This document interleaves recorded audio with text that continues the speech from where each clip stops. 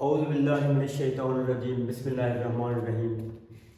پیارے بچوں، آج ہمارا 12ویں جماعت کا فراق گورکھ پوری کی غزل ہے، جس کا آج دوسرا لیکچر ہے، اور اس کے 2 شعر ہیں۔ ویسے تو اس غزل کے 6 شعر ہیں، مقطع میں نے چھوڑ دیا ہے، وہ آپ کی اسائنمنٹ کی خاطر۔ عموماً بورڈ کی پالیسی جو ہے وہ یہ ہے کہ مقطع وہ ایگزام میں دیا نہیں کرتے۔ میں اس لیے نہیں کرا رہا تاکہ آپ لوگوں کی اسائنمنٹ ہو اور آپ تھوڑا سا آگے یونیورسٹی جانے کی پریکٹس کریں، کیونکہ وہاں پر آپ کو پریزنٹیشن کے لیے جو اسائنمنٹ دی جائے گی اس سے آپ کا حوصلہ بڑھے گا۔ جیسے کلاس میں وقتاً فوقتاً آپ لوگوں کی پریکٹس بھی کراتا رہتا ہوں۔ آج چوتھا شعر ہم نے دیکھنا ہے۔ عزیز طلبہ، اصل میں کسی بھی معاشرے کی ترقی یا پھر بقا کے لیے جو پیمانے بنائے جاتے ہیں، ان میں اہل دانش یہ کیا کرتے ہیں کہ نوجوانوں کی روش کو دیکھا جاتا ہے، نوجوانوں کی ایکٹیویٹیز کو دیکھا جاتا ہے، نوجوانوں کی تھرل کو دیکھا جاتا ہے، بے چینی و بے قراری کو دیکھا جاتا ہے کہ یہ نوجوان کس طرف جا رہے ہیں۔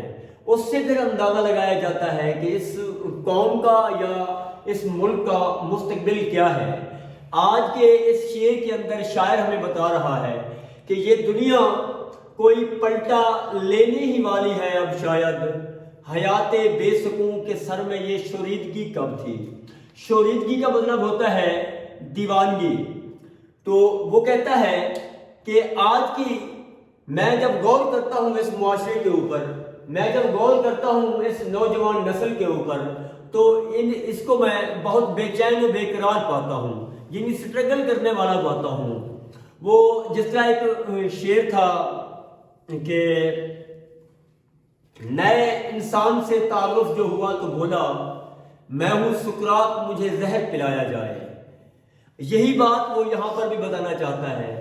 جب نوجوان سٹرگل کے راستے پر چل نکلتے ہیں، جب نوجوانوں میں یا پھر من جملہ ایک قوم کے اندر کام کرنے کی صلاحیت آ جاتی ہے، جب ان کے اندر ایمانداری آ جاتی ہے، بنیادی طور پر کسی اپنا ستم رسیدہ معاشرے کے اندر، ظلم و استبداد کے معاشرے کے اندر جب کوئی اخلاق کا راستہ اختیار کرتا ہے، ایمانداری اور حلال کا راستہ اختیار کرتا ہے، تو یقین جانیے یہی دیوانگی ہوتی ہے، یہی شوریدگی ہوتی ہے۔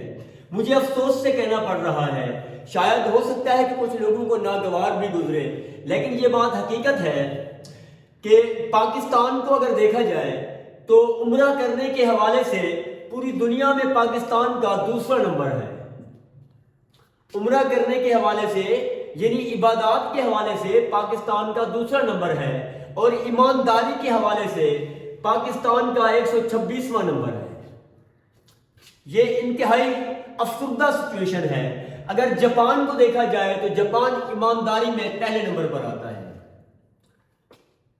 اب دیکھنا یہ ہوگا کہ ہیں بھی وہ نان مسلم، ایمانداری میں ان کا پہلا نمبر ہے۔ اگر ایمانداری میں ان کا پہلا نمبر ہے تو پھر دیکھنا یہ ہوگا کہ ان کی اکانومی کہاں ہے، وہ سٹرگل کتنا کر رہے ہیں۔ دنیا کی سٹرانگ ترین معیشت ہے وہ۔ یاد رکھیے، یہ شوریدگی، یہ ایمانداری، یہ اس قسم کی بات ہو رہی ہے۔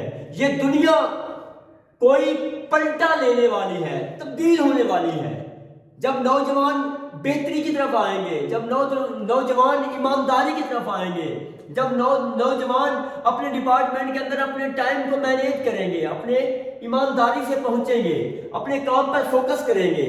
میں نے معذرت کے ساتھ ایک بار پھر جس سیکٹر کو بھی دیکھا جائے، اس سیکٹر کے اندر سوائے زیادتی کے کچھ نہیں ہے۔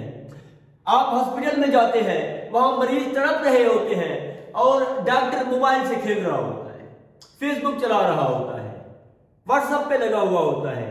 نہیں یار، یہ نہیں ہے۔ تم 2 لاکھ پلس تنخواہ لیتے ہو، میکسیمم تنخواہیں لیتے ہو، اور اسی چیز کے لیتے ہو کہ آنے والے مریض کو ٹریٹ کیا جائے، اس کے دکھ کو، اس کے درد کو سمجھا جائے۔ لیکن یہی المیہ ہے کہ ہم ہر سیکٹر میں کمزور ہوتے جا رہے ہیں۔ شاعر فراق گورکھ پوری کو معاشرے کی بدلتی ہوئی جو سچویشن ہے اس سے لگتا ہے کہ اب ہم تبدیل ہونے والے ہیں، اب ہم کامیابی کی طرف آنے والے ہیں، اب ہم بہتری کی طرف آنے والے ہیں، اور اس بہتری کی طرف آنے کے لیے دیوانگی ہمیشہ انسان کو اذیت میں مبتلا کرتی ہے، بھوک میں مبتلا کرتی ہے، پیاس میں مبتلا کرتی ہے، لیکن یہ بات حقیقت ہے بہت سے لوگوں کی قربانیاں ہی رنگ لاتی ہیں اور معاشرہ ترقی کرتا ہے۔ جس طرح مصعبی نے کہا تھا، آخر کو ہو کے لالا اگا نو بہار میں، خون شہید عشق نہ زیر زمین رہا۔ قربانیاں رنگ لاتی ہیں، اور آج کے اس معاشرے کو آپ نوجوانوں کی ضرورت ہے۔ اگر آپ ایمانداری کا راستہ اختیار کریں گے، اگر آپ لوگ انسانیت کی فلاح و بہبود کا راستہ اختیار کریں گے، اگر آپ لوگ احساس کا راستہ اختیار کریں گے، یقیناً ہماری یہ دنیا، ہمارا یہ ملک ضرور تبدیل ہوگا۔ مصعب حیدر نے کہا تھا کہ جہاں بھی جاؤ محبت سے بات کر لینا، یہ ہر علاقے کی پہلی زبان ہے پیارے۔ جب آپ محبت کے ساتھ آگے بڑھیں گے، جب آپ ایمانداری کا راستہ اختیار کریں گے، یقیناً اس راستے پر تھوڑی دشواریاں ہوں گی، لیکن منزل بہت خوبصورت ہو جائے گی۔ بقول زمان کاوش، میں کہ بے نام مرنے والا تھا، پھر مجھے دار نے دلاسا دیا۔ میں کہ بے نام مرنے والا تھا، پھر مجھے دار نے دلاسا دیا۔